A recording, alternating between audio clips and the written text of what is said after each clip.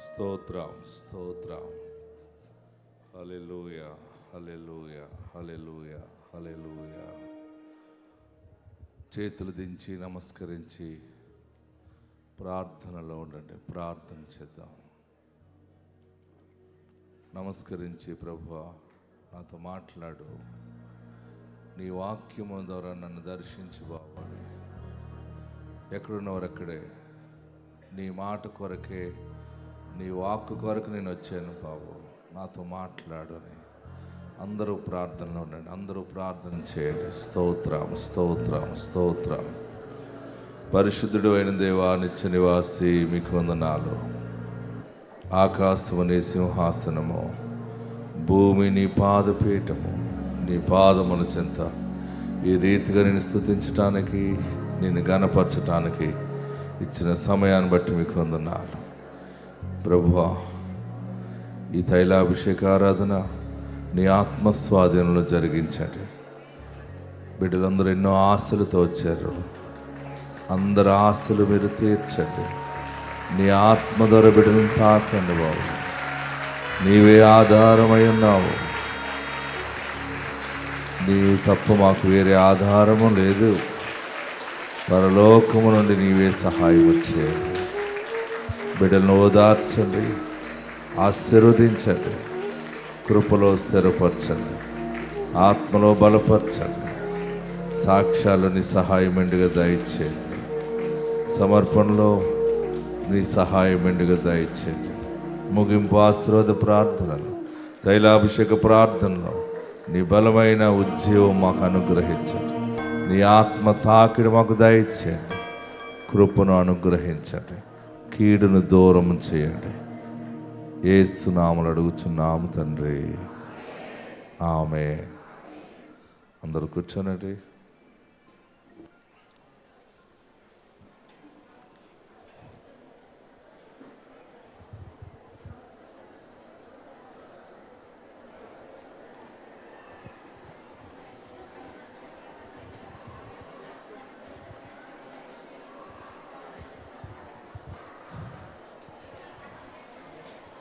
సరిపోతుందా? హలో పాలకొల్లు, ఆ రెండు చేతులు జోడించండి, నమస్కరించండి. మీ పక్కనున్న వారి వైపు తిరిగి, మీకు మంచి మనసు ఉంటే, మీకు మంచి మనస్సాక్షి ఉంటే, నా మంచి యేసయ్య నిన్ను దీవించునుగాక అని చెప్పండి.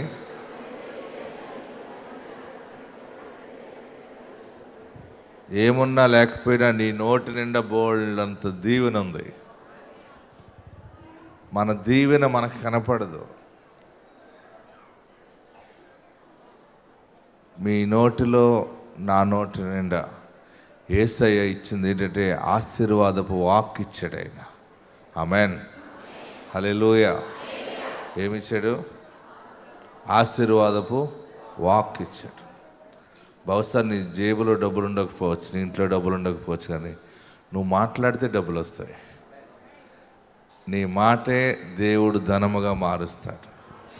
బహుశా నీకు ఆరోగ్యం లేకపోవచ్చు. బలహీనుల దగ్గరికి వెళ్ళి నువ్వు యేసయ్య మాట బలముగా మాట్లాడితే నీ నోటి నుండి ఆరోగ్యము వెదజల్లబడుతుంది. బహుశా నీకు న్యాయం జరగకపోవచ్చు, న్యాయం జరగలేదని వెయిట్ చేస్తున్నాను అనుకోవచ్చు, కానీ అన్యాయం జరుగుతున్న చోటుకి వెళ్ళి నువ్వు మాట్లాడితే అక్కడ న్యాయం జరుగుతుంది. అంత ఆశీర్వాదము దేవుడు మన నోటిలో అనుగ్రహించాడు. హల్లెలూయా హల్లెలూయా.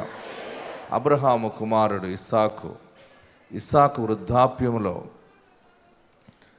వృద్ధాప్యంలో తన బిడ్డను దీవించే సమయంలో ఆయన మంద దృష్టి కలిగి ఉన్నాడు. కానీ దృష్టి కలిగి ఉన్న వారిని ఆయన భవిష్యత్తు దీవెన ప్రకటించాడు. ఆమేన్. మనం ఏమై ఉన్నా కానీ మన నోటిలో దేవుని శక్తి ఉంటుంది, దేవుని వాక్కు ఉంటుంది. మీరు మీ పిల్లలతో మాట్లాడినప్పుడు, మీరు మీ భర్తతో మాట్లాడినప్పుడు, ఇది ఎంత పెద్ద కష్టమో పోరాటంలో ఉన్న భారీగా నువ్వు చెప్పాలి, యజమానుడా నువ్వు సిగ్గుపరచబడవు, నువ్వు మహారాజువి, దేవుడు నీకు తోడున్నాడని చెప్పాలి. భర్తలో ఏం చెప్పాలి?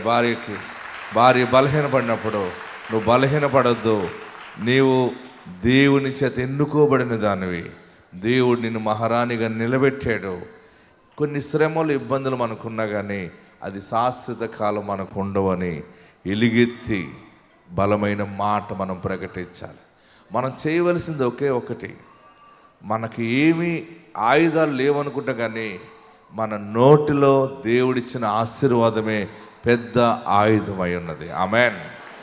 ఏదైనా ఒకటి నష్టం అనేది మనం చూస్తున్నప్పుడు, ఏదైనా దరిద్రములో మనం నిలబడినప్పుడు, ఏ పరిస్థితులు ఎట్లా ఉన్నా ఆ దరిద్రాన్ని, ఆ అప్పులుని, ఆ సమస్యని, ఆ రోగాన్ని మనం పేరు పెట్టి పిలిచి దాని మీద ఆశీర్వాదాన్ని ప్రకటించాలి.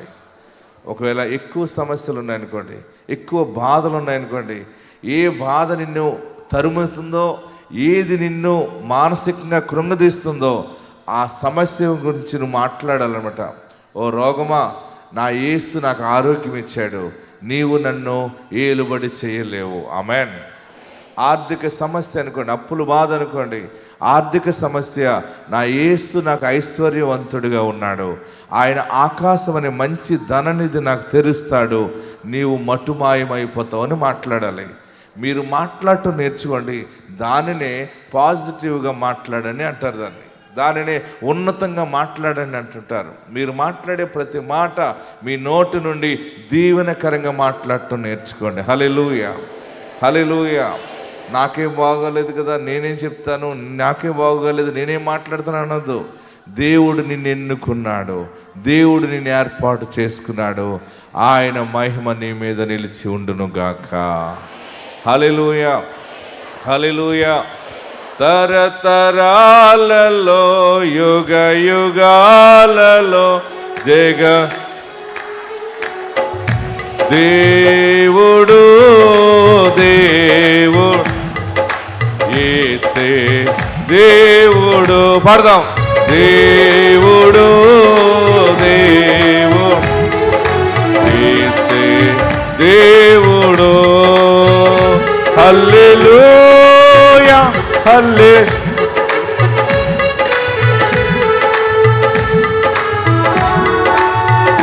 హల్లెలూయా,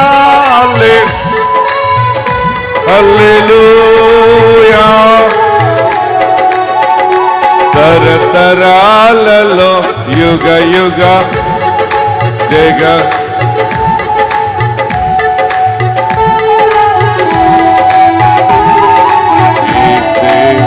దేవుడు దేవుడు యేసే దేవుడు. హల్లెలూయా, హల్లెలూయా, హల్లెలూయా, హల్లెలూయా, హల్లెలూయా, హల్లెలూయా, హల్లెలూయా, హల్లెలూయా. భూమిని పుట్టించకమునుపో లోకపు పునాది లేనప్పుడు, భూమిని పుట్టించకమునుపో లోకపు పునాది లేనప్పుడు, దేవుడు దేవుడు యేసే దేవుడు. పాడదాం. దేవుడు దేవుడు. తప్పుడు పడదాం. దేవుడు. హల్లెలూయా, హల్లెలూయా, హల్లెలూయా, హల్లెలూయా, హల్లెలూయా, హల్లెలూయా, హల్లెలూయా, హల్లెలూయా. సృష్టికి శిల్పకారుడు, జగతికి ఆది పురుషుడు, సృష్టికి జగతికి ఆది పురుషుడు, దేవుడు. ఆమేన్. దేవుడు యేసే దేవుడు. నోరు తెరిచి పాడదాం. దేవుడు యేసు దేవుడు.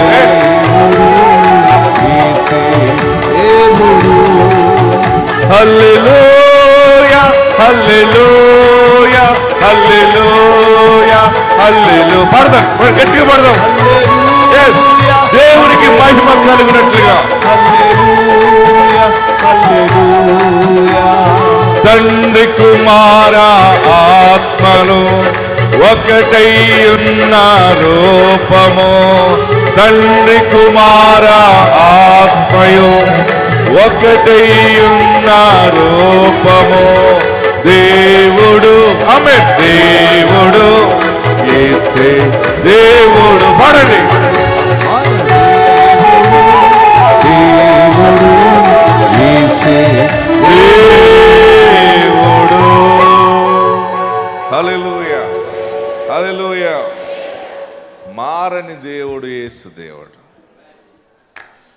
మీకు ఏ గ్రంథంలో ఏ మాటలన్నా మారతాయి, కానీ బైబిల్ గ్రంథంలో ఉన్న మాటలు ఎప్పుడూ మారవు. మారతాయా? ఇది మన పుట్టిన నాటి నుండి చిన్ననాటి నుండి చదువుతున్నాం. ప్రతిరోజు నూతనంగానే ఉంటుంది. ఇదే తండ్రి కుమార ఆత్మవాక్యం. హల్లెలూయా. మంచిది ప్రియులరా. చాలామంది చాలా కోరికలతో వచ్చారు. యేసయ్య మీ కోరికలన్నీ తీర్చునుగాక. ఇప్పటికీ దగ్గరగా అద్భుతం ఏంటంటే 5,000 మందికి దేవుడు గర్భఫలాలు ఇచ్చాడు. అందరు 2 చేతులు పైకెత్తి గట్టిగా చప్పటి ప్రభుని స్తుతించారు. 5,000 మందికి దేవుడు గర్భఫలాలు ఇచ్చాడు. ఇవి పెద్ద హిస్టరీ అన్నమాట మన ప్రార్థనలో. ఇంక నేను లెక్క చేయపదాం అనుకుంటున్నాను. కౌంట్ చేయకుండా ఉండటమే మంచిదేమో. ఎందుకంటే ఇసుక రేణుల వల్ల నీ సంతానము వర్ధెలుతుందని చెప్పాడు కదా. మనం లెక్క కట్టుకుంటే కంటే లెక్క పెట్టుకోకుండా ఉంటేనే టక్కుమని 10,000 15,000 పిల్లలు లేకుండా వచ్చిన వాళ్ళరా. ఆలస్యం అయిపోయింది, మాకు పిల్లలు పుడతారా అని అనుకుంటున్నారేమో. దేవుడు 100% మీకు బిడ్డల్ని ఇస్తాడు. బిడ్డల్ని దేవుడు మీకు ఇచ్చే వరకు నేను ప్రార్థన మానను. చాలా మీ అందరికీ పిల్లల కోసమే చేస్తారా? మాకు ఇల్లు లేవు, ఇల్లు కోసం ప్రార్థన చేయరా? మీ ఇల్లు కట్టుకునే వరకు చేయరా అనుకుంటున్నారా? ప్రార్థనా శక్తికి వచ్చిన ప్రతి బిడ్డ అన్ని అవసరతలు యేసయ్య తీరుస్తాడు. ఎందుకంటే మన గుండె నిండా ఆయన ఎప్పుడైతే చేర్చుకుంటామో, మన గుండెలో ఆయన భద్రం చేసేసుకుంటామో, ఆయనకి సంబంధించిన ఆశీర్వాదాలన్నీ మనకి ప్రాప్తిస్తాయి. ప్రియులరా, కడపలో మన పరిచర్య ఇప్పుడు చాలా ప్రదేశాల్లో విస్తరించింది. కడపలో అద్భుతమైన సేవ జరుగుతూ ఉంది. 26 సంవత్సరాలైంది పెళ్ళయి. ఎన్ని నెలలైంది? 26 సంవత్సరాలకి దేవుడు అద్భుతమైన బిడ్డను అనుగ్రహించాడు. ఆ బిడ్డను ఎత్తుకొచ్చి మరి గొప్ప సాక్ష్యం చెప్పింది ఆ తల్లి. చూడండి, స్క్రీన్ మీద మీరు చూస్తున్నారా?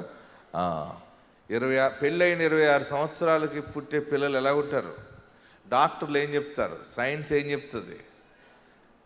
వయసు ఎక్కువైపోయినప్పుడు, అంటే స్త్రీకి 30 సంవత్సరాలు దాటిన తర్వాత గర్భఫలం వస్తే, గర్భిణీగా ఉంటే చాలా రకాల అవయవాల లోపాలు ఉంటాయి. అంత మంచి బేబీ రాదని డాక్టర్లు చెప్తున్నారు, సైన్స్ చెప్తుంది. కానీ పెళ్ళైన తర్వాత 26 సంవత్సరాలంటే ఎన్ని సంవత్సరాలు పట్టింది. కానీ పెళ్ళైన మొదటి సంవత్సరంలో పుట్టిన పిల్లలు ఎలా ఉంటారో దేవుడు అలాగే ఇచ్చాడా లేదా? గట్టిగా చప్పటి కొట్టి ప్రభువుని స్తుతించండి. అంటే గర్భఫలము యెహోవా అనుగ్రహించు బహుమానం, కుమారులు యెహోవా అనుగ్రహించు స్వాస్థ్యం. వీళ్ళకేంటి? శారాకి ఇంకా చివరి వయసులో 99 సంవత్సరాల వయసులో దేవుడు అద్భుతమైన సూపర్ మ్యాన్ ఇచ్చాడు. ఆలస్యమైనా ముందైనా దేవుడు ఎప్పుడు ఇచ్చినా ది బెస్ట్ నీకు ఇస్తాడు అంతే. హల్లెలూయా. పిల్లలు లేని వారు భయపడకండి. పుడతారంటారా? నేను 6 వారాలు వచ్చాను, 7 వచ్చాను, 2వ వారం ఇది. అందరూ చెప్తున్నట్టు నేను ఎప్పుడు చెప్తానని అనుకుంటున్నావేమో. దేవుడు నీ కార్యము సఫలము చేయునుగాక. ఆమె చెప్పిన సాక్ష్యం చూద్దామా? రమ్ములు, మా ఊరు కమలాపురం. అన్నగారు లైవ్ చూస్తున్నాం మేము. ఇప్పుడు మా పెళ్ళి 26 ఏళ్ళు అయింది. దేవుడు నాకు పాపనిచ్చినాడు. ఏమి చూడండి, ఈ సహోదరి మరి దేవుడు ఆమెను జ్ఞాపకం చేసుకుని ప్రార్థన ద్వారా దేవుడు ఎంతగానో 26 సంవత్సరాల తర్వాత దేవుడు బిడ్డ గర్భఫలం ఇచ్చాడు, చక్కని బహుమానం ఇచ్చాడు. దేవునికి మహిమ కలుగునుగా. హల్లెలూయా, హల్లెలూయా. వైజాగ్లో ఒక సహోదరి అద్భుతమైన సాక్షి చెప్పింది. 5 అద్భుతమైన సాక్ష్యాలు చెప్పింది. ఎన్ని? అట్టి 5 అద్భుతమైన సాక్ష్యాలు లాంటి మరొక 5 అద్భుత సాక్ష్యాలు దేవుడు మీ నోట అనుగ్రహించునుగాక. తన భర్త ఒక చెడు వ్యసనం కలిగి ఉన్నాడు. తన భర్త చీకటి ఆత్మతో బాధపడుతూ ఉంటే తీసుకొచ్చింది. ప్రార్థన చేసిన వెంటనే అది పోయింది. హల్లెలూయా. రెండోది ఏం జరిగిందంటే, తన కుమార్తె అమెరికాలో ఉంది. ఒక కుమార్తె చదువుకుంది, పట్టుకెళ్ళిన ధనం అయిపోయింది, ఉద్యోగం లేదని బాధపడుతూ ఉంటుంటే తల్లికి ఫోన్ చేసిందమ్మా, నాకు ఇంకా టైం అయిపోయింది, ఎన్నో రోజుల్లో ఇంకా నాకు ఇక్కడ ఉండటానికి లేదు, ఉద్యోగం లేదు కనుక నేను తిరిగి వచ్చేసేయాలి, ఎలా అమ్మా అని ఏడుస్తూ ఉంటే తల్లి ఏం చెప్పిందో తెలుసా? నువ్వు భయపడకు, నేను ఇసాక్ పాస్టర్ గారి దగ్గరికి వెళ్తాను, నేను తైలాభిషేకానికి వెళ్ళి ప్రార్థన చేయిస్తాను, దేవుడు నీకు అద్భుతం చేస్తాడు, నీకు ఉద్యోగం వస్తుంది బిడ్డ, నువ్వు ఏడవకని బాధపడకని ఆమె వైజాగ్లో తైలాభిషేక ప్రార్థనకు వచ్చింది. ప్రార్థనకు వచ్చే తైలాభిషేక ప్రార్థనలో ప్రార్థన చేయించుకుని దీవెన ప్రకటించిన వెంటనే అద్భుతం ఏంటంటే,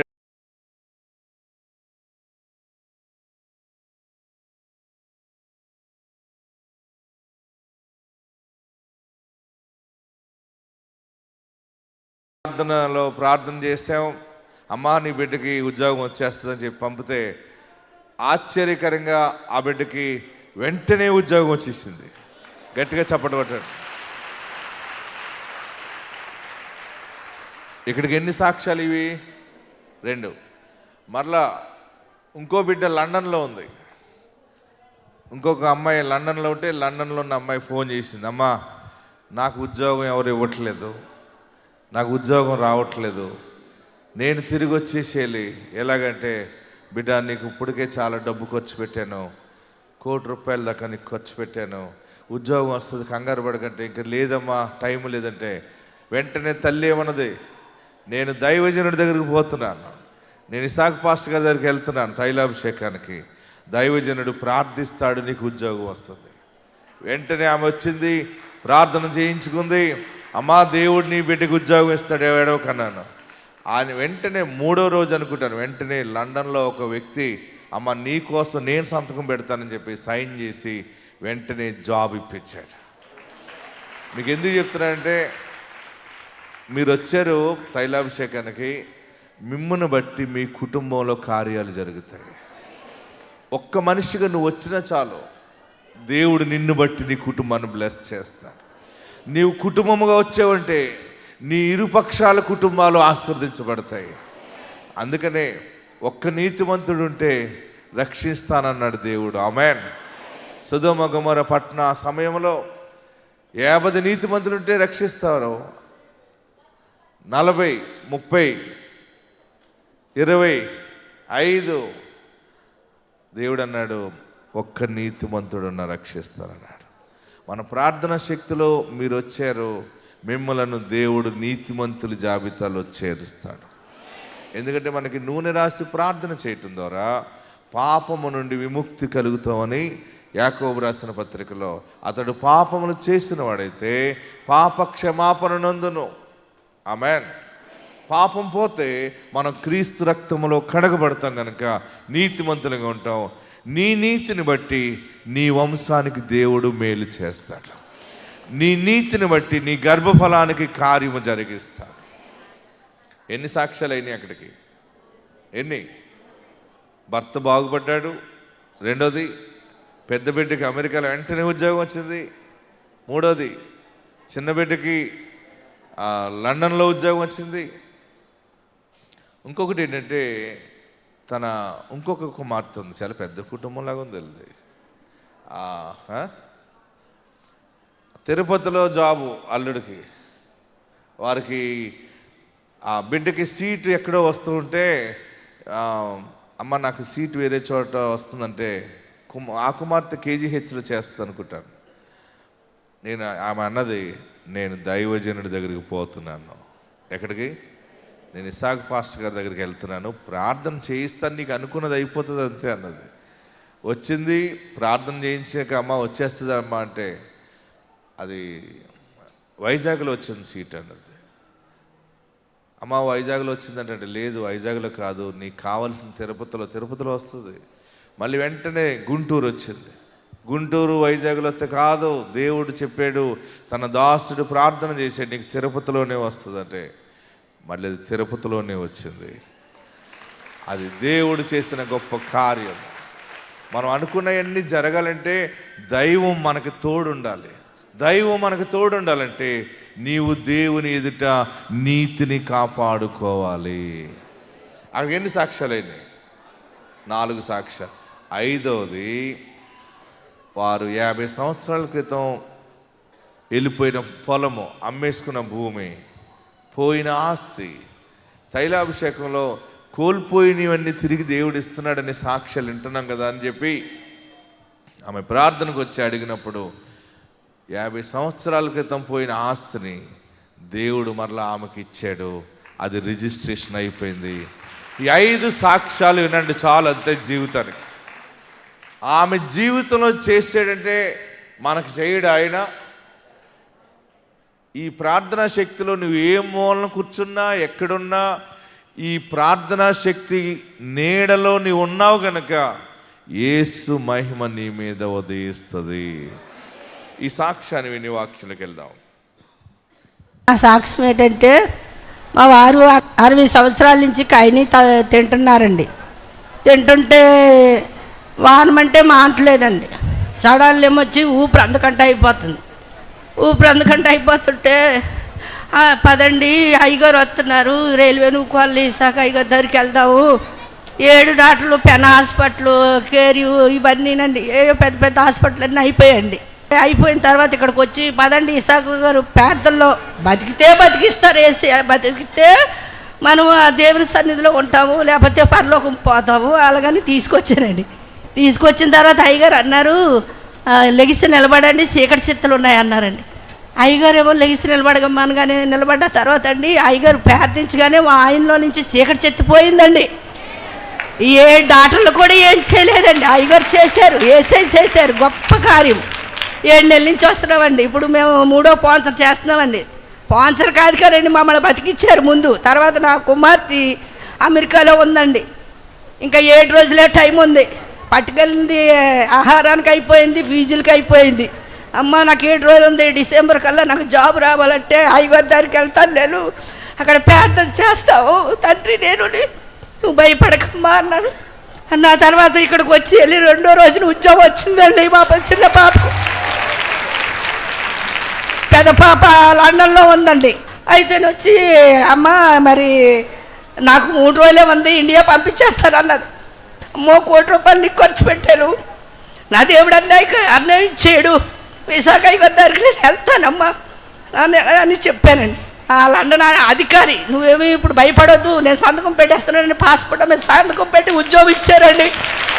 అలాగే అండి 50 సంవత్సరాలు అయిందండి నా పెళ్ళికి. మా అమ్మమ్మ పువ్వు అమ్మేసింది. ఆ టీవీలో వాళ్ళకి ఇచ్చారు గుంటూరు అమ్మాయి గురించి, పోయిన పువ్వు ఇస్తానని అయ్యగారు చెప్పారు. ఆ టీవీలో నేను ఏకేమించి అడిగానండి. పోయిన నెల రిజిస్ట్రేషన్ అయిపోయిందండి. నా అమ్మమ్మ నా పెళ్ళికి అమ్మని భూమి తుల్లోని కొన్నామండి, ఏసై మాకు ఇచ్చారు. చూడండి జాబ్ అండి, 3వ కుమార్తె అండి, కేజెస్లో జాబ్ అండి, పెద్ద జాబు. అయితే అల్లుడేమో సైన్స్ సిటీ తిరుపతిలోని. అయ్యగారి దగ్గరికి పాప నేను పోయిన నెలలో వచ్చామండి. అయ్యగారు ప్రవసరవారం చెప్పారు, మీకు ఏ కావాలో అవి కోరుకోండి, నేనున్నాను, జైలు పైకి ఎత్తండి. నా అయ్యగారు చెప్పినట్లు నా కూతురు నేను నా భర్త చెయ్యెత్తేవండి. రాజమండ్రిలో వచ్చిందండి ఎంసీఏ సీటు. లేదు అయ్యగారు చెప్పారు ఇస్తారని. గుంటూరులో వచ్చిందండి. బాబు తిరుపతిలో కావాలని మేము అక్కడ అడిగాము, అయ్యగారి దగ్గర తిరుపతిలోనే కావాలని అడిగినప్పుడు తిరుపతిలో ఆ పాపకి సీట్ వచ్చిందండి, ఆ ఎంసీఏ సీటు. ఆ సాయంత్రం వెళ్ళిపోతుందండి. చూడండి మీకు ఏం కావాలో అది కోరుకోండి దైవజనులు చెప్పినప్పుడు వారు కోరుకున్న విధముగానే దేవుడు వారికి తిరుపతిలోనే వారికి సీట్ ఇచ్చాడు. మరొకసారి గట్టిగా దేవుడు మహిమ, ఎంత గొప్ప దేవుడో చూడండి.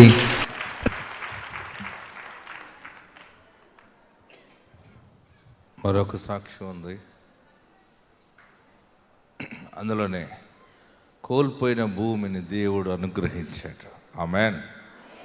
ఏ భూమిని? ఇవన్నీ మామూలు సాక్ష్యాలా?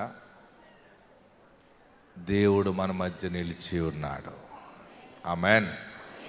దేవుడు మన పక్షముగా ఉన్నాడు. ఈ పరిస్థితులు ఎట్లున్నా కానీ ఆయన మనలను సిగ్గుపడనీయడు. హల్లెలూయా. మంచిది ప్రియులరా, వాక్య భాగంలోకి వెళ్దాం. పరిశుద్ధ గ్రంథంలో మనం చూస్తూ ఉన్నప్పుడు ప్రకటన గ్రంథము 14వ అధ్యాయంలో 5వ వచనాన్ని మనం ధ్యానం చేసుకుందాం. ప్రకటన గ్రంథము 14వ అధ్యాయము 5వ వచనం. వీరి నోట ఏ అబద్ధమును కనబడలేదు. వీరు అనింద్యులు. ఆమేన్. హల్లెలూయా. 3వ వచనం కూడా చదవండి. వారు సింహాసనం ఎదుటను ఆ 4 జీవుల ఎదుటను పెద్దల ఎదుటను ఒక క్రొత్త కీర్తన పాడుచున్నారు. భూలోకములో నుండి కొనబడిన ఆ 144,000 మంది తప్ప మరి ఎవరును ఆ కీర్తన నేర్చుకొనజాలరు. దేవునికి మహిమ కలుగును గాక. హల్లెలూయా. ఎంతమంది దగ్గర బైబిల్ ఉన్నాయి చూపించండి. బైబిల్ పైకి చూపించండి. ఓ వండర్ఫుల్, అందరి దగ్గర బైబిల్ ఉన్నాయి. ఓకే, దించండి. 14వ అధ్యాయం. ప్రకటన గ్రంథం తీయటం చాలా ఈజీ అందరికీ, ఎందుకంటే లాస్ట్ బుక్ అది, చివరి పుస్తకం. అందరికీ బాగా ఈజీగా గుర్తుండేది ఆదికాండం, ప్రకటన గ్రంథం. ఈ రెండు ఉంటే బైబిల్ అంతా వచ్చేసినట్టే అనుకుంటారు మీరు కదా. మంచిది. చివరి గ్రంథము 14వ అధ్యాయాన్ని తెరిచి మరి 5వ వచనం చూస్తే నాతో చదవండి. స్టడీ 1, 2, 3. వీరి నోట ఏ అబద్ధమును కనబడలేదు, వీరు అనింద్యులు. ఈరోజు మనము అనింద్యులు అనే అంశాన్ని నేర్చుకుందాం. అనింద్యులు అంటే ఎవరు? వారి నోట ఏమి లేదు, అబద్ధము లేదు. వీరు అబద్ధము లేని వారు గనక వీరు సింహాసనం ఎదుట నిలబడ్డారు. వీరు 4 జీవులు ఎదుట నిలబడ్డారు. 24 పెద్దల ఎదుట నిలబడ్డారు. వారి నోట కొత్త కీర్తన కలిగి ఉన్నారు. ఆమేన్. అనింద్యులు అంటే అక్కడే ఒక మాట ఉంది, అబద్ధం ఆడని వారని. రెండవది నీతిమంతులు, నిజాయితీ పరులు. రాసుకుంటున్నారా? గుర్తుపెట్టుకోండి. నింద మోపని వారు, ఎదుటి వ్యక్తి మీద నింద మోపని వారు. సౌందర్యవంతులు. ఎవరు వారు? అనింద్యులు అంటే చెప్పాలి. ఎవరెవరు? మొట్టమొదటిగా చెప్పాలి, అబద్ధం ఆడని వారు. రెండవది నీతిమంతులు. మూడవది నిజాయితీ పరులు. 4 నింద మోపని వారు. 5 సౌందర్యవంతులు. హల్లెలూయా, హల్లెలూయా. ఇన్ని అర్హతలు వీరికి ఉండుట ద్వారా యోహాను పద్మస్ దీపంలో ఈ దర్శనాన్ని చూస్తూ ఉన్నాడు. పరలోకములో దేవుని సన్నిధిలో ఏం జరుగుతుందో యోహాను చూస్తూ ఉన్నాడు. ప్రియులరా, అద్భుతమైనటువంటి కృప ఏంటంటే ఆ పద్మస్ దీపంలో యోహాను చూసిన ఈ దర్శనములో దేవుని ఆత్మచేత నింపబడి రాస్తున్న మాటలువి. సింహాసనం ఎదుట ఈ మనుషులున్నారు. ఎవరు వీరంటే 144,000 మంది. ఎంతమంది? 144,000 మంది సింహాసనం ముందున్నారు. రెండవది 4 జీవుల ముందున్నారు. మూడవది పెద్దల ఎదుట నిలబడ్డారు. హల్లెలూయా, హల్లెలూయా. ప్రియులరా, సింహాసనం ముందు నిలబడాలంటే అర్హత ఒకే ఒకటి, అనింద్యులుగా ఉండాలి. నీ జీవితంలో, నా జీవితంలో ఏదైనా ఒక అధికారంలో ఉండాలి, దీవెనకరంగా వర్ధిల్లాలి, ఆశీర్వాదకరంగా ఉండాలి, తలెత్తుకుని బ్రతకాలి అని అనుకుంటే నీవు ఇట్టి ప్రవర్తన కలిగి ఉండాలి. ఆమేన్. సింహాసనము ఏలుబడిని సూచిస్తుంది. సింహాసనము ధనాన్ని, ఐశ్వర్యాన్ని, ఘనతను, న్యాయాన్ని సూచిస్తుంది. సింహాసనము. నా జీవితంలో ఎప్పుడు నా మాట చెల్లుబాటు లేదు అని అనుకుంటాం కదా. మనము ఉన్నతమైనటువంటి కృప ఎప్పుడు కలిగి ఉంటామంటే, నజరేయుడైన యేసుని గుండె నిండా చేర్చుకున్నప్పుడు, యేసు సత్యవంతుడు కనుక ఆ సత్యాన్ని మనం అనుసరించినప్పుడు దీవెన మనకి ఆశీర్వాదంగా వచ్చేస్తుంది. హల్లెలూయా, హల్లెలూయా. ఈ కొత్త సంవత్సరం ఎంత మంచి సంవత్సరమో. ఈ సంవత్సరం టైం వేస్ట్ చేయకండి. అబద్ధం ఆడనని ఎంతమంది తీర్మానం చేసుకున్నారు ఈ సంవత్సరం? మీరు అబద్ధం ఆడుతున్నారా? మన వాగ్దానం ఏంటి? 2024 ఇర్మియా 30 చెప్పాలి. 18వ వచనం ఏమనుంది? యాకోబు నివాస స్థలములను కరుణించి వాని గుడారములను చెరలో నుండి రప్పింతును. అప్పుడు పట్టణము దాని కొండ మీద కట్టబడును. నగరియు యథాప్రకారము నివాసులు గలదగును. ఎన్ని ఆశీర్వాదాలు ఉన్నాయి ఈ సంవత్సరం? మొట్టమొదటిగా మీరు చెర నుండి విడుదల పరచబడతారు. రెండవది, మీరు తిరిగి మీ పట్టణము, మీ కొండ మీద, మీ ఇంటి దగ్గరే తిరిగి దీవెనకరంగా ఆశీర్వాదంగా ఉంటావు. మూడవది యథాప్రకారము కోల్పోయినవన్నీ తిరిగి కలిగి నగరియు యథాప్రకారము నివాసులు గలదగును. ఈ 3 ఆశీర్వాదాలు మనకి ముచ్చటగా ప్రాప్తించటానికి మన నోట అబద్ధము రాకుండా ఉంటే చాలు అని ప్రవచనాత్మకంగా దేవుడు బయలుపరిచాడు. ఆమేన్, హల్లెలూయా. మరి అబద్ధం ఆడట్లేదు, నేను అబద్ధం పలకనన్న వారు చేయి పైకెత్తండి. అబద్ధం పలకడు నేను. మీరికే తెలిసిపోయింది ఇంత అబద్ధం ఉందన్నమాట. ఎంత ఉంది అబద్ధం? 2, 3. ఓకే, చిన్న చిన్న అబద్ధాలేనండి, పెద్దవి కాదండి అన్నవాళ్ళు చేయబోకెత్తండి. అరే అరే అరే అందరూ ఎత్తేస్తున్నారు. చిన్నదైనా పెద్దదైనా అబద్ధము. మీరే న్యాయమూర్తుల కింద మాట్లాడేస్తున్నారు. అన్నీ తెలిసిపోయినాయి మీకు, కానీ మీరు పాటించట్లేదు. మీరు పాటించగలిగితే, నేను అబద్ధం ఆడనని నువ్వు 24 గంటలు కనుక నిక్కచ్చిగా ఉండు, ఒక ప్రశాంతత నీ మీదకి వచ్చేస్తుంది. హల్లెలూయా. ఒక నెమ్మది నిన్ను ఆవరించేస్తుంది. ఒక్క రోజులోనే ఆ డిఫరెంట్ నువ్వు చూస్తావు. 7 రోజులన్నీ అబద్ధం ఆడకుండా ఉండండి, 7 రోజులు నిక్కచ్చిగా ఉండండి. ఇటువంటి వెలుగు, ఆశీర్వాదం నీకు వచ్చి ప్రాప్తిస్తుందో. హల్లెలూయా. వీరు అనింద్యులు. ఎవరు వీరు? ప్రకటన గ్రంథంలో 14:5 వచనంలో వీరు నోట అబద్ధము లేదు. వీరు ఎక్కడ నిలబడ్డారంటే సింహాసనము ఎదుట నిలబడ్డారు.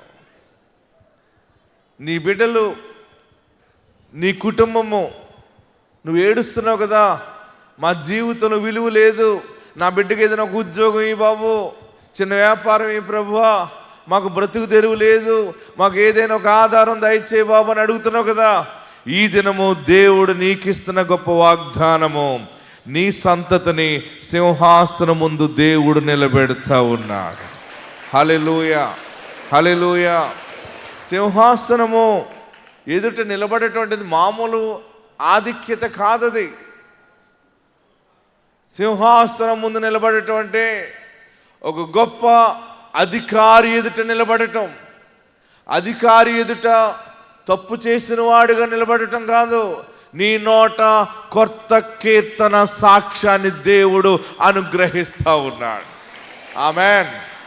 ఏ రాజు ఎదుటైనా సరే, ఏ అధికారి ఎదుటైనా సరే, ఏ ప్రభుత్వం ఎదుటైనా సరే, దేవుడు నిన్ను ఒక గొప్ప సాక్షిగా నిలబెడతా ఉన్నాడు. హల్లెలూయా, హల్లెలూయా. గట్టిగా హల్లెలూయా చెప్పండి. ఏడుస్తున్న మన జీవితాల్లో నా బిడ్డ బ్రతుకు ఎలాగుంటుంది?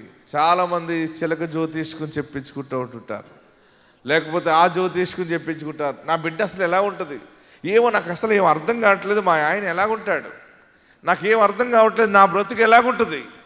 కనపడిన నెలలు అడుగుతుంటారు. ఈ జ్యోతిష్కుని చెప్పేవాళ్ళు కూడా ఎక్కడ ఉంటారో తెలుసా అండి? వాళ్ళు ఎక్కడ ఉంటారు?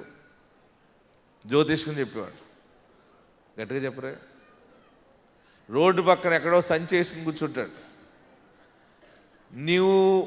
నీకు మంచి చెప్పేవాడుగా అతడు ఒక ఆకర్షణీయంగా నెమలింటికలే పెట్టుకుని, తలపాగా చుట్టుకుని, ఏదో పెద్ద పెదరాయుడిలాగా జమీందారులాగా కూర్చుంటాడు.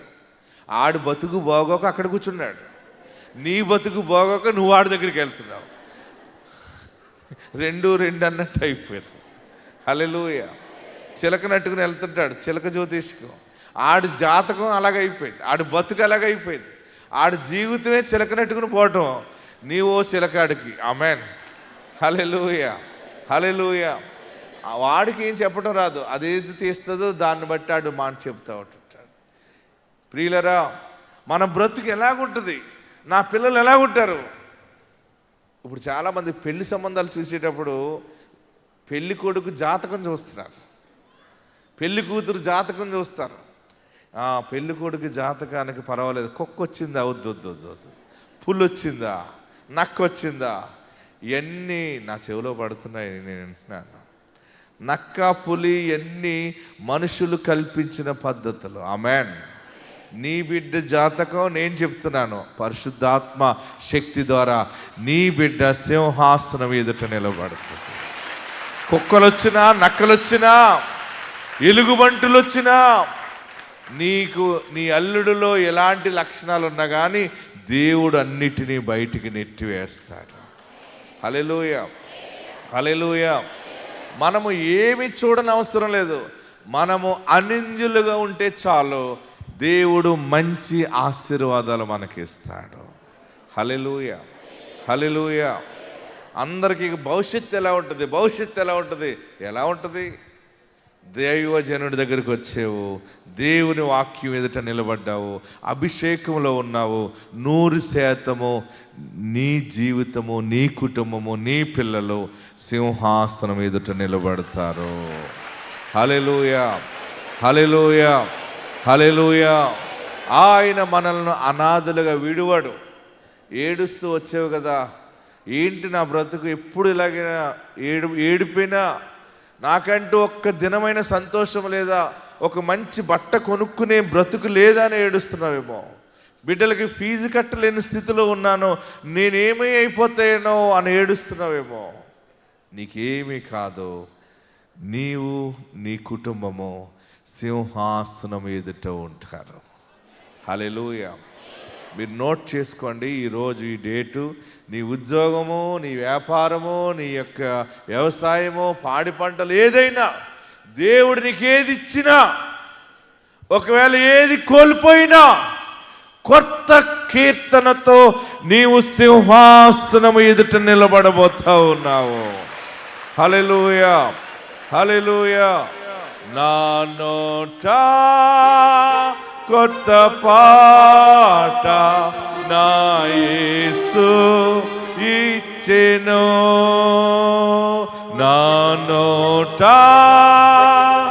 కొత్త పాట నా యేసు ఇచ్చెను, ఆనందించేదను ఆయననే పాడేద జీవిత కాలమంతా. హల్లెలూయా. ఆనందించేదను జీవిత కాలమంతా, నా నోట కొత్త పాట నా యేసు ఇచ్చే. పాడదాం. నా నోట కొత్త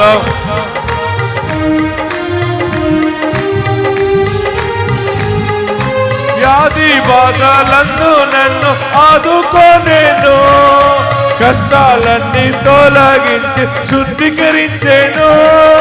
వ్యాధి బాధలందు నన్ను ఆదుకోనేను, కష్టాలన్నీ తొలగించి శుద్ధీకరించేను. ఆనందించేదను ఆయననే పాడేద జీవిత కాలమంతా. హల్లెలూయా, ఆయననే పాడేద జీవిత కాలమంతా. నా నోట కొత్త పాట నా యేసు. పాడండి, ఇదే పాడదు మరలా. నా నోట కొత్త, బయట ఉన్నవారు, అవతల హాల్లో ఉన్నవారు గట్టిగా పాడండి. దేవుడు కొత్త సాక్ష్యం ఇస్తాడు మరలా. నా నోట కొత్త పాట ఇహలోక శ్రమలో నన్ను ఏమి చేయును, పరలోక జీవితముని వచించేదను. ఇహలోక శ్రమలో నన్ను ఏమి చేయును, పరలోక జీవితముని వచించేదను. ఆనందించేదను ఆయనని పాడే జీవిత కాలమంతా. హల్లెలూయా, ఆనందించేదను ఆయనని పాడే జీవిత కాలమంతా. నా నోట కొత్త పాట నా యేసు ఇచ్చెను. ఆమేన్.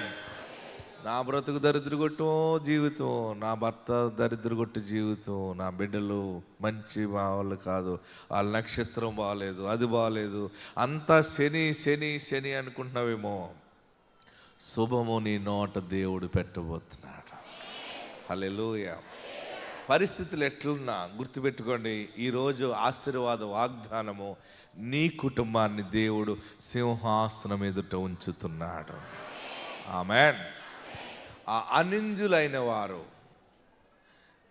నింద మోపని వారు, వాళ్ళు ఎవరు? వారు నీ బిడ్డలు సింహాసనాల ముందు నిలబడాలంటే, రాజుల ఎదుట కొత్త కీర్తన పాడేవారుగా ఉండాలంటే, తల్లిగా తండ్రిగా నీవు నింద మోపని స్థితిలో ఉండాలి. ఆమేన్.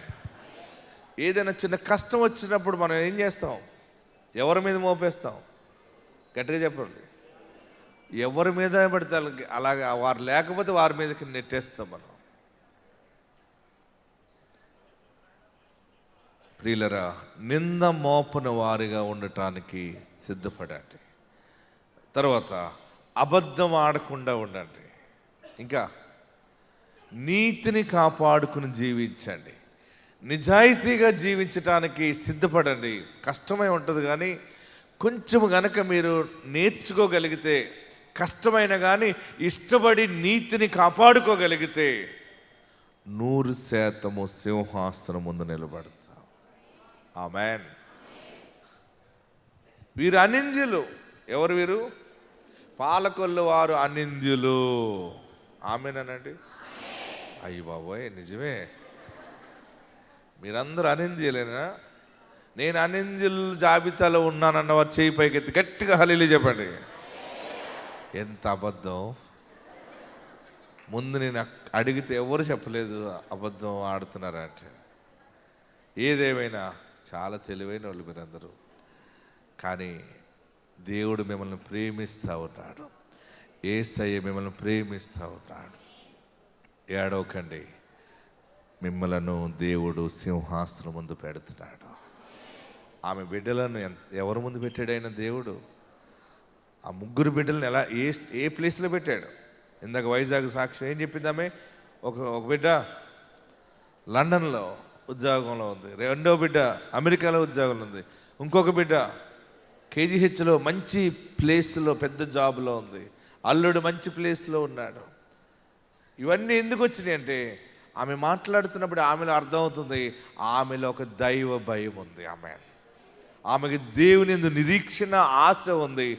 నిజమైన దైవ సన్నిధి, ప్రార్థనా శక్తిని ఆమె గ్రహించుకుంది కనుక ఆమె నోట 5 చరణాలు కలిగిన పాట సాక్ష్యం వచ్చింది. హల్లెలూయా. మీ నోట బలమైన సాక్ష్యం ఉండును గాక. హల్లెలూయా.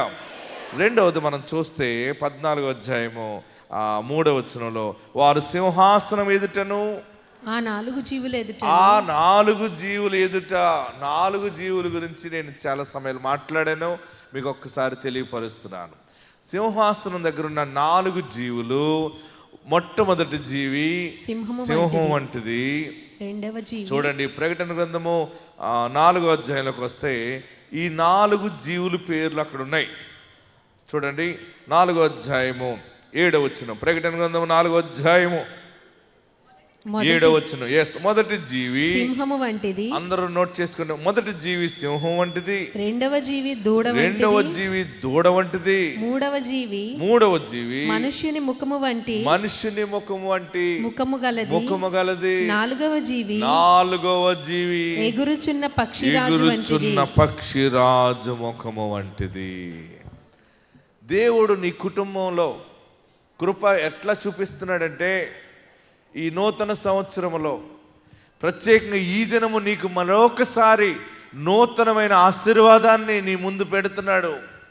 ఎందుకు అంటే ఆయన నిన్ను ప్రేమిస్తూ ఉన్నాడు. ఆయన ప్రేమకు మనము లోబడగలిగితే, ఏ ప్రేమకి? యేసయ్య ప్రేమకి మనము లోబడగలిగితే, 4 జీవులంటే మొట్టమొదటి జీవి సింహం వంటిది. సింహం వంటి జీవి ఎదుట నిలబడి కొత్త కీర్తన పాడటం అంటే దేవుడు సింహం లాంటి సాక్ష్యం. సింహానికి ధైర్యం ఉంటుంది. సింహానికి ఏముంటుంది? భయం ఉండదు. సింహానికి ఎన్ని అప్పులున్నా భయం ఉండవు. హల్లెలూయా. అప్పిచ్చిన వాళ్ళు, అప్పు తీసుకున్న వాళ్ళకి 2-3 వాయిదాలు వేస్తే ఇంటికి వెళ్ళి సిగ్గు లేదా నీకు అంటుంది అంటారు కదా. మీరు వడ్డీ కట్టకపోతే ఏమంటారు? ఎన్ని వాయిదాలు వేస్తావమ్మా? ఏంటి బాబు సిగ్గు లేదా? అన్నం తింటున్నావా? ఆకులు తింటున్నావా? చింతకాయలు తింటున్నావా? ఇలాగ అంటాం కదా ఏదోటి కదా. అప్పుడు కూడా ఇవ్వకపోతే కొంతమంది ఏం చేసుకుంటూ చేసుకో, ఏంటి నీకు దిక్కున కూడా చెప్పుకో అంటాడు. అది కాదు సింహం అంటే. ఆమేన్. హల్లెలూయా, హల్లెలూయా. సింహానికి విశ్వాసం ఉంటుంది. సింహానికి ఒక నిరీక్షణ ఉంటుంది. ఆ అడవి అంతటికి నేను రాజుని, నాకెప్పుడు ఆహారం లోటు ఉండదు. దాని కన్ను అలా చూసేటప్పటికి ఏది కనబడితే అది చక్కగా అలాగ మసాలా గారులాగా వేసేసుకుంటుంది. ఇడ్లీ నోట్లో వేసుకున్నట్టు వేసేసుకుంటుంది. ఏమంటే చిట్టి పెసరట్టు తిన్నట్టు తినేస్తుంది. మీ పాలకొల్ల దెబ్బ రొట్టు నోట్లో వేసుకున్నట్టు వేసేసుకుంటుంది. హల్లెలూయా, హల్లెలూయా. సింహానికి ఏం తింటానో, ఎలా బ్రతుకుతానో, ఉద్యోగమో అని భయం ఉండదు. ఒక ధైర్యముగా ఉంటుంది. హల్లెలూయా. రెండోది, సింహాన్ని ఎవడైనా చంపడానికి వెళ్ళగలడా? సింహం దాని నడక ఎలాగుంటుంది మీరు చెప్పాలి.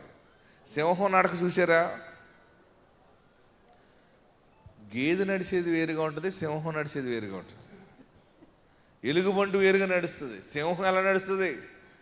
జమీందార్లా నడుస్తుంది. తిప్పుకుంటూ నడుస్తుంది. తిప్పుకుంటూ ఎప్పుడు నడుస్తాం? అప్పులన్నీ తీరిపోతాయి, తిప్పలన్నీ పోతే, తల కూడా ఎన్ని రకాలుగా రింగులు ఎట్టేసుకుంటాం, అన్నీ రాసేసుకుంటాం, అన్నీ పెట్టేసుకుంటాం. స్టెప్పుల మీద స్టెప్పులు, చీర మీద చీర, రకరకాలుగా. ఈ మధ్య కొత్తగా ఏమొచ్చిందంటే ఈడ్చుకుంటూ వెళ్ళిపోవటం ఒకటి వచ్చింది. చూస్తున్నారా? పిల్లలు గౌన్లు కదా, ఇప్పుడు మళ్ళీ పైకి ఇలా ఎత్తుకుని మరీ నడుస్తున్నారు. తెల్లవారులు పెళ్ళి అయింది, ఆ పెళ్ళిలో ఎంతమందో ఇలాంటి వాళ్ళు వచ్చారు. మీరు కూడా చాలామంది. అన్ని సమస్యలు పోతే నీ నడక సింహంలాగా ఉంటుంది. దేవుడు నిన్ను సింహం ముందు నిలబెడతా ఉన్నా. నీ బిడ్డల్ని సింహాసనం ముందు పెడుతున్నాడు. ఆ 4 జీవులు ఎదుటంటే మొదటి జీవి సింహం వంటిది. ఎందుకు ఏడుస్తున్నావు? చచ్చిపోవాలని ఎందుకు అనుకుంటున్నావు? నీవు నమ్మిన దేవుడు అనాది కాదు, ఆయన సజీవుడు, సజీవుడు, పునరుద్ధానుడు. ఆమేన్. రెండవ జీవి మొదటి జీవి సింహంలో మన నడక సింహంలాగా ఉండాలంటే ఆరోగ్యం ఉండాలి. ఏముండాలి? బ్లడ్ టెస్ట్కి వెళ్ళిన తర్వాత డాక్టర్ దగ్గరికి వెళ్ళాక నీకు లివర్ తేడా వచ్చింది అన్నాడు అనుకోండి, నీ నడక ఎలాగుంటుంది? రక్తంలో కొంచెం మార్పు వచ్చిందమ్మా, జాగ్రత్తగా ఉండి ఎన్నో రోజులు బతికలేవు అంటే ఎలాగుంటుంది?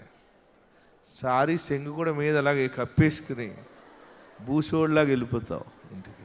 ఏమో అలాగున్నావు అంటే ఏం మనసు బాగాలేదు, అసలు నీకు అన్నీ నార్మల్ వచ్చేసినాయి అన్నాడు అనుకో డాక్టరు, ఎలా ఉంటుంది? శంగు మీద ఉండదు. ఇక ఎలా నడుస్తున్నావో తెలియదు, గుండులు పైకెత్తు మరి నడుస్తుంది.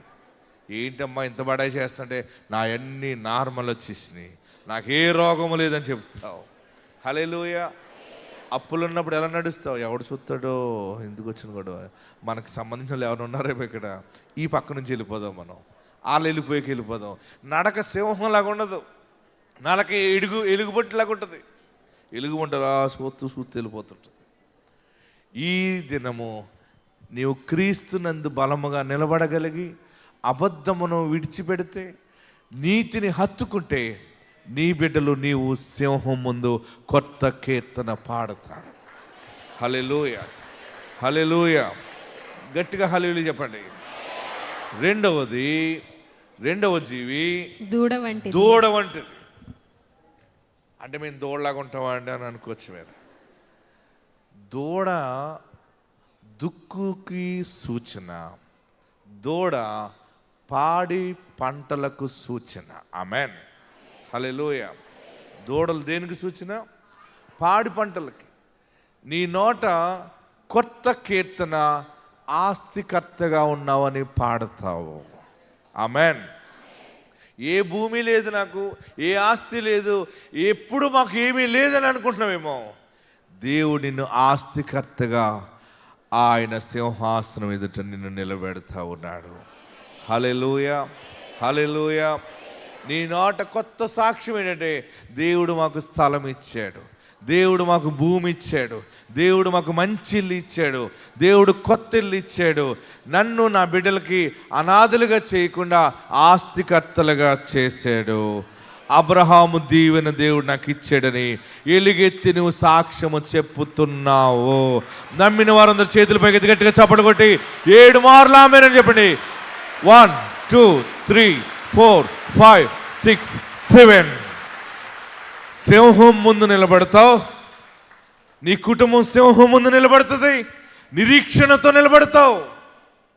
ఎన్ని శ్రమలు వచ్చినా భయపడవు అసలు. అంటే దూడ ముఖము ఎదుట నిలబడతావు, అంటే పాడి పంటలతో కలిగి నీకేంటి, నాకు ఇంకా బలం ఉందని నిలబడతావు.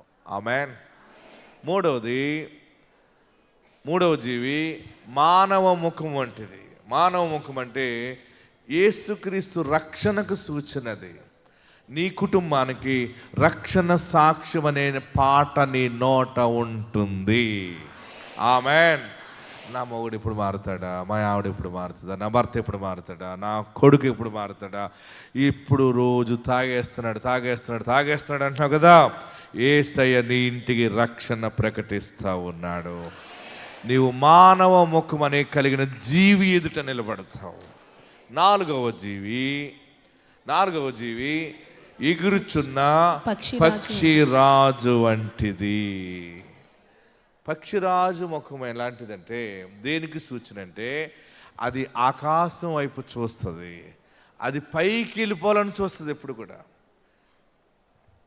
భూమి మీద ఎక్కువ ఉండదు పక్షి ఎప్పుడు కూడా పైకి ఎగురుతూనే ఉంటుంది, కిందకు వచ్చి మళ్ళీ వెళ్ళిపోతాడు. అంటే దేవుని వైపు నువ్వు చూస్తావు, నీ విశ్వాసము దేవుని వైపే ఉంటుంది, నువ్వు అంచెలంచెలుగా ఎదుగుతూ దేవుని నీతిలో కొనసాగుతావు.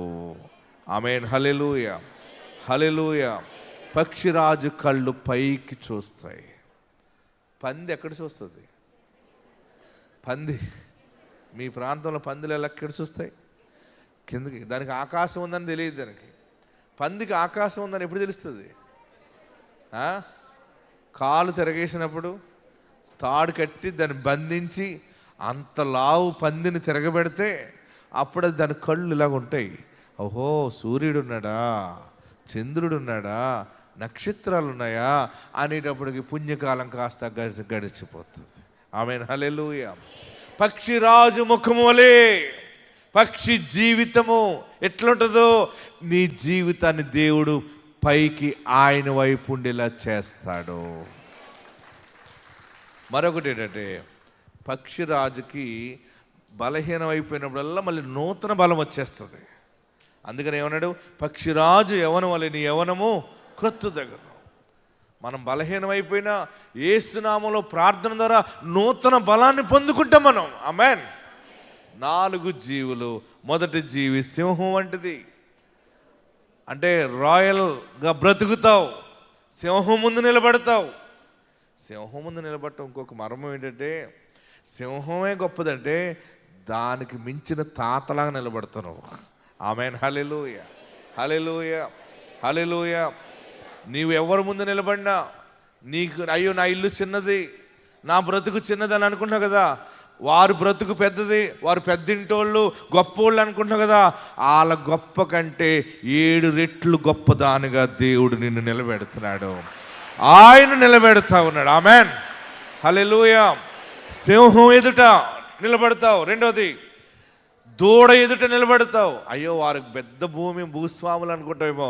వారు భూమి కంటే నీ భూమి అద్భుతమైన పంటగల భూమిగా నిలబడుతుంది.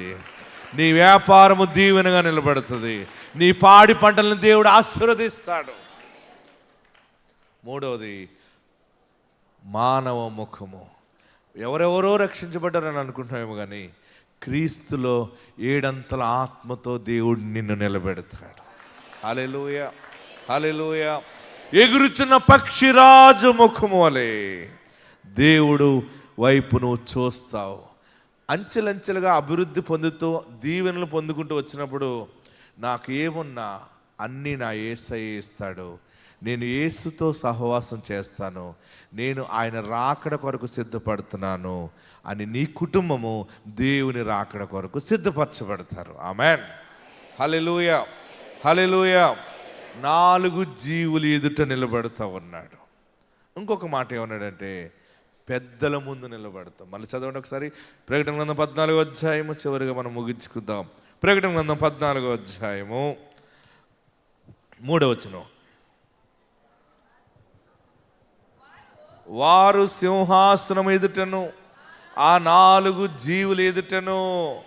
మనం ఎన్ని చెప్పుకున్నాం? మనం మొట్టమొదటిగా సింహాసనం ఎదుట నిలబడటం. రెండవది 4 జీవులు. మొదటి జీవి ఏంటి? సింహం వంటిది. రెండోది దూడ వంటిది. మూడవది మనుష్య ముఖం వంటిది. 4వది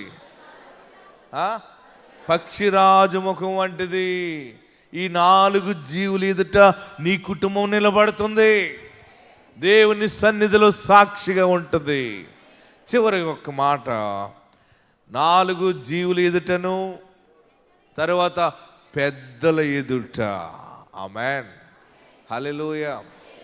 ఏ పెద్ద ఎదుటైనా సరే, అమ్మో వారు పెద్దలు, వారు న్యాయాధిపతులు, వారి ముందు మనం నిలబడతామా, మనం సరిపోతామా అని అనుకుంటామేమో.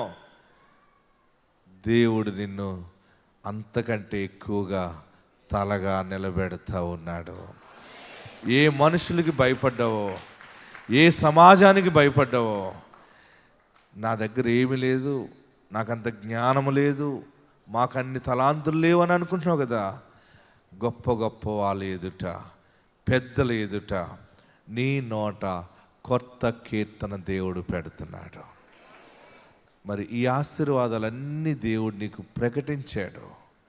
మీరు మంచి ప్రవర్తన కలిగి క్రీస్తుని గుండె నిండా చేర్చుకుని యేసయ్య వైపు మీరు చూడగలిగితే, మీ పాపాలు యేసయ్య ఎదుట ఒప్పుకోగలిగితే, వెంటనే ఈ ఆశీర్వాదంతో మనం సెలవు తీసుకుంటాం. అందరూ లేచి నిలబడి, ఎక్కడున్నవారు అక్కడ లేచి నిలబడి కళ్ళు మూసుకుని ప్రార్థనలోకి రండి. ప్రభువా, నా ఎదుట ఇంత గొప్ప వాగ్దానాన్ని నువ్వు నిలబెట్టావు నాయనా. నేను నా బ్రతుకు ఏంటని ఏడుస్తున్నాను. జ్యోతిష్కులు చెప్పింది వేరు, పరిశుద్ధ వాక్యములోంచి వచ్చిన మాటలు వేరు బాబు. ఈరోజు నువ్వు నాతో మాట్లాడినందుకు మీకు వందనాలు. మీరు ఎక్కడున్నారు అక్కడ లేచి నిలవబడి దేవుడు మిమ్మల్ని పెద్దల ఎదుట నిలబెడుతున్నాడు, 4 జీవులు ఎదుట నిలబెడుతున్నాడు, సింహాసనం ఎదుట నిలబెడుతున్నాడు. ఎక్కడున్నవారు అక్కడ లేచి నిలబడండి. లేచి నిలబడి మీరు 2 చేతులు ఆకాశం వైపు చాపండి. చేతులు ఎత్తుట సాయంకాలం నైవేద్యం అని చెప్తా ఉన్నాడు. దేవుడు నిలబెడుతున్నాడు కదా. నిలబెట్టడానికి ఒక్క చిన్న అర్హత, నీ పాపాలు యేసు ఎదుట ఒప్పుకుంటే చాలు. ప్రభువా, నా పాపాలు క్షమించండి. ప్రభువా, నన్ను పరిశుద్ధపరచండి. నా పరిస్థితులు ఎలాగున్నా కానీ నీకు నేను దూరముగా ఉండనయ్యా. 2 చేతులు పైకెత్తి, నీకు విరోధంగా నేను ఏదైనా మాట్లాడినా, నీకు విరోధంగా ఏదైనా పాపం చేసినా నన్ను క్షమించవా, నన్ను పరిశుద్ధపరచవా. ఇక నేను అబద్ధం ఆడను బాబు, నేను ఇక పాపము చేయను బాబు, నీ వైపు చూస్తాను. పరిశుద్ధుడా, నువ్వు నాకు కావాలి. హల్లెలూయా, హల్లెలూయా. అందరు చేతులు దించండి, నమస్కరించండి, తలలు పైకెత్తండి, యేసు నామములో ప్రార్థన చేయండి. ఇంకా ఇంత వాక్యం విన్నా కూడా నువ్వు మార్పు చెందవా? యేసు నిన్ను కోరుకుంటూ ఉన్నాడు, యేసు నిన్ను రమ్మని పిలుస్తూ ఉన్నాడు. నీవు సత్యముగా ఉంటానంటే సరిపోతుంది, అప్పులన్నీ తీరిపోతాయి, అనారోగ్యం పారిపోతుంది. యేసయ్య ఇంత సులువుగా నీతో మాట్లాడుతున్నారు. ఆయన ఇంకా ఎంతకాలం దుఃఖముతో ఉంటావు, బాధతో ఉంటావు? ఆయన నిన్ను రమ్మని పిలుస్తూ ఉన్నాడు. ప్రార్థన చేయండి. ఇంతవరకు ఏది చేసినా తెలుసో తెలియక పడిపోయేవేమో, తెలుసో తెలియకో దుర్మార్గంగా జీవించేవేమో, తెలుసో తెలియకో ఒక కోపిష్టిగా జీవించేవేమో, తెలుసో తెలియకో పట్టుదలగా దేవునికి దూరం అయిపోయేవేమో. అయ్యా, నా పాపాలు క్షమించేస్తాయా, నన్ను పరిశుద్ధపరచు బాబు అని అడుగు. ఆయన నిన్ను జ్ఞాపకం చేసుకున్నాడు. ఇంతవరకు చాటుగా బ్రతికేవేమో, భయంగా బ్రతుకుతున్నావేమో. నీకున్న బలహీనతలను బట్టి, నీకున్న ఆర్థిక పరిస్థితులను బట్టి దాక్కునే జీవితంగా అయిపోయింది. ఎందుకు నేను పారిపోతే నయమో, నేను చనిపోతే మేలేమో, నా అప్పులు ఎవరు తీరుస్తారు, నా రోగం ఎవరు తీరుస్తారు, నా పరిస్థితులు బాగుగా లేవు, నా తరపు మాట్లాడేవారు ఎవరు లేరు అని అనుకుంటున్నావా? యేసు నీ పక్షముగా ఉన్నాడు, యేసు నీతో ఉన్నాడు, యేసు నిన్ను జ్ఞాపకము చేసుకున్నాడు. అందుకనే సింహాసనం ఎదుట ఆయన నిన్ను నిలబెట్టడానికి ఇష్టపడి నీతో మాట్లాడుతూ ఉన్నారు. 4 జీవుల ఎదుట నిన్ను నిలబెట్టడానికి ప్రభు ఇష్టపడి ఉన్నారు. పెద్దల ఎదుట నిలబెడతా ఉన్నాడు. ఆయన మామూలుగా ద్రోషిగా కాదు నువ్వు నిలబడేది. పెద్దల ఎదుట ఒక నింద కలిగిన వాడుగా కాదు, కొత్త కీర్తన కలిగిన మనిషిగా మాట్లాడబోతున్నావు. హల్లెలూయా, హల్లెలూయా. పాపాలు ఒప్పుకోండి. ఇక పాపం చేయను బాబు, నన్ను పరిశుద్ధపరచు, నన్ను పవిత్రపరచు. నాకు ఈ కష్టాలన్నీ పోవాలంటే నేను మారాలని మాట్లాడావు. ఎస్, నేను మారుతున్నాను బాబా అని నువ్వు మార్పు చెందుతావా? అందరూ ప్రార్థనలో ఉండండి. రమ్మాను చున్నాడు నిన్ను ప్రభు యేసు, వాంఛాతో తన కరము చాపి రమ్మనుచున్నాడు.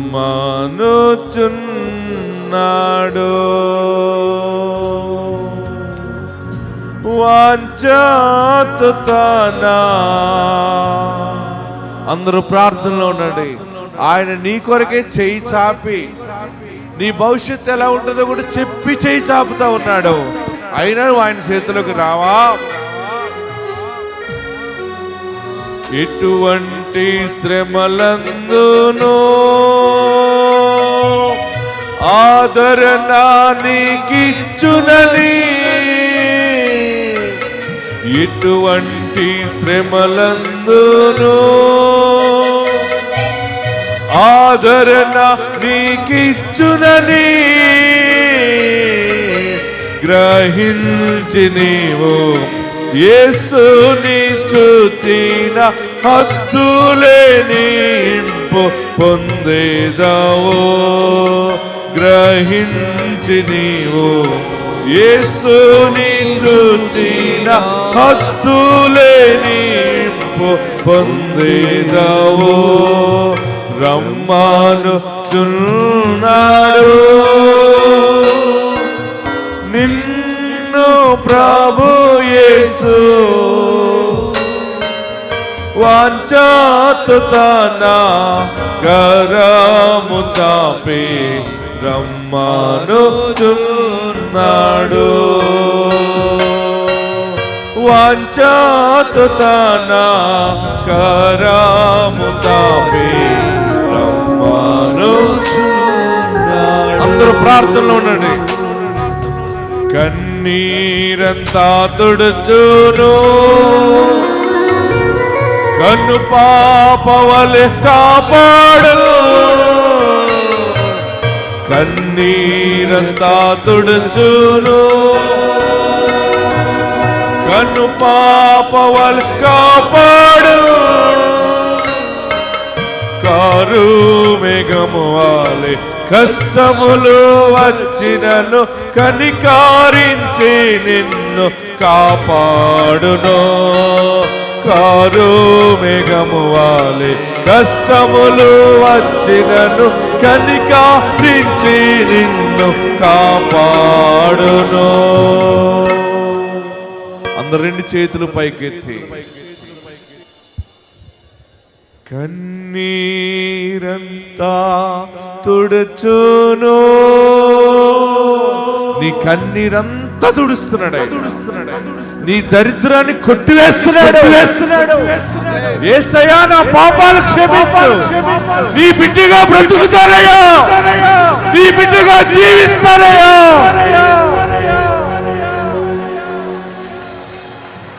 సుమ్మా సిల్లు వేలలో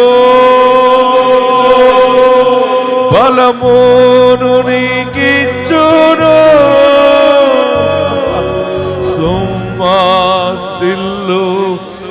సొమ్మసిల్లిపోయినప్పుడు తూలిపోయినప్పుడు ఆధారం లేనప్పుడు నిలబడలేనప్పుడు సొమ్మసిల్లు వేలలో బలమును నీకిచ్చును. ఆయన నీ వెలుగు రక్షణయుండును. అలసింపక త్వరపడి రారమ్ము. సకల వ్యాధులను స్వస్థత పరచుటకు అన్ని రోగాల నుండి యేసు నామములో విడుదల కలుగుగా. యేసు నామములో దైవిక స్వస్థత కలుగుగా. ప్రభువా నా పాపాలు క్షమించండి. అందరూ నమస్కరించండి. తలలు పైకెత్తి ప్రార్థన చేయండి. నన్ను సింహాసనం ముందు నిలబెడుతున్నావా? నా బిడ్డకు ఆధారం లేదని ఏడ్చేని ఈ రోజు మాట్లాడావు. నీ బిడ్డని ఆయన సింహాసనం ముందు నిలబెడతాడు. నీ కుటుంబాన్ని నిలబెడతాడు ఆయన.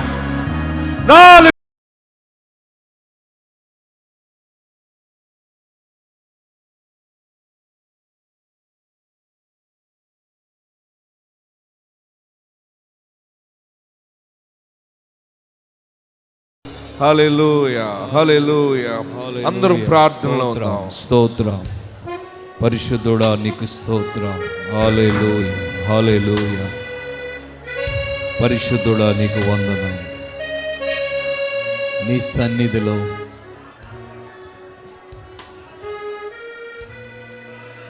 yes Lord. అందరూ ప్రార్థించండి. ప్రభువా నీ సన్నిధిలో నిలబడే ధైర్యం మాకు ఇవ్వండి. నీ సింహాసనం ముందు 4 జీవుల ముందు నిలబడే ధైర్యం మాకు ఇవ్వండి. ఆత్మనివ్వండి. ఓ హల్లెలూయా. నీ కృప చూపించండి దేవా.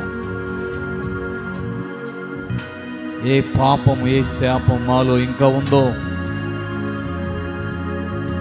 క్షమించమని అడగండి దేవుడిని. దేవుడు క్షమించుటకు సిద్ధ మనసు గలవాడు. ఇంకా అబద్ధం మనలో ఉందేమో, ఇక నుంచి నేను అబద్ధం ఆడను ప్రభువా, ఇక నుంచి పాపము చేయను అని ప్రార్థిస్తే, ఒప్పుకుంటే ఆయన క్షమించు దేవుడుగా ఉన్నాడు. అతిక్రమమును దాచిపెట్టువాడు వర్ధిల్లడు, దాన్ని ఒప్పుకుని విడిచిపెట్టువాడు దేవుని కనికరం పొందుకుంటాడని దేవుని వాక్యం తెలియచేస్తుంది. ప్రతి ఒక్కరూ కూడా ప్రభువా నన్ను క్షమించమని అడగండి. నా కుటుంబాన్ని క్షమించు. నీ ఎదుట ఇంకా ఏ తప్పిదము నాలో ఎలుబడి చేస్తుందో నాకు విడుదల ఇవ్వని అడగండి దేవుణ్ణి. దేవుడు విడుదలిచ్చే దేవుడు, క్షమించే దేవుడు, కనికరము చూపించి న్యాయం చేసే దేవుడు. ధన్యుడిగా చేస్తాడు, అదృష్టవంతుడిగా చేస్తాడు. ఏ దురదృష్టమో, ఏ శని, ఏ పాపం మనల్ని వెంటాడుతుందో ఈ 3వ నెల మొదటి దినం ఆయన కృపకు పాత్రులుగా చేస్తాడు. ఓ తండ్రి, నీకు వందనం. నీ వర్తమానం విన్న ప్రతి ఒక్కరి జీవితంలో నీ కార్యం చేయండి.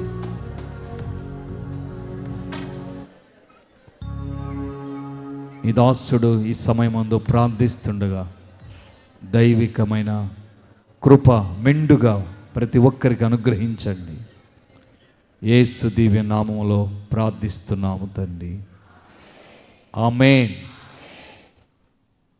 దయచేసి అందరూ కూర్చోనండి.